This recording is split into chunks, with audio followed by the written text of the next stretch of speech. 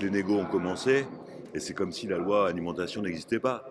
Le litre de lait se négocie en ce moment à 33 centimes, c'est-à-dire en dessous des coûts de production, et que l'espoir suscité par la loi Egalim a du mal à se traduire dans les faits. Et donc il va falloir qu'on soit vigilant à ce que les grands groupes nourrissent pas les dividendes avec les agriculteurs comme désignés étant les vaches à lait. Parce que pour l'instant, les prix rémunérateurs, les prix abusivement bas, l'agriculture pris en compte avec des revenus qui permettent aux gens de vivre, on en est loin. Moi, je trouve parfaitement légitime qu'on rémunère le travail des producteurs, ceux qui font l'alimentation.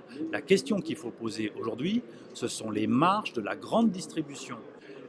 Là, la grande distribution nous dit « Ah bah nous, on ne change rien, on veut conserver notre niveau de profit et donc c'est finalement le consommateur qui paiera tout ça. » Moi, je considère qu'aujourd'hui, c'est à la grande distribution de montrer l'exemple, de faire le geste pour qu'à la fois on puisse rémunérer le producteur, évidemment, sans faire payer tout ça de façon inconsidérée aux consommateurs.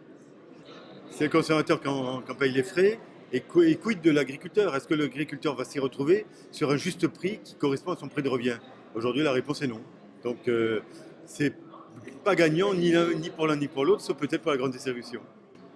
C'est une façon complètement biaisée de présenter les conséquences de la loi agriculture et alimentation. Cette loi, elle est là pour que enfin les agriculteurs soient payés le juste prix.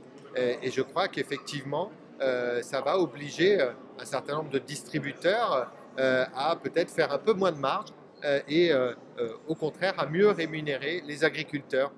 Parce que pour l'instant, ça a toujours été un rapport complètement déséquilibré où le distributeur fixait seule la règle du jeu. Ce qu'on entend des évolutions du panier moyen de 7 à 10%, c'est évidemment archi faux et on pourra le vérifier dans les prochaines semaines avec l'évolution des prix des paniers moyens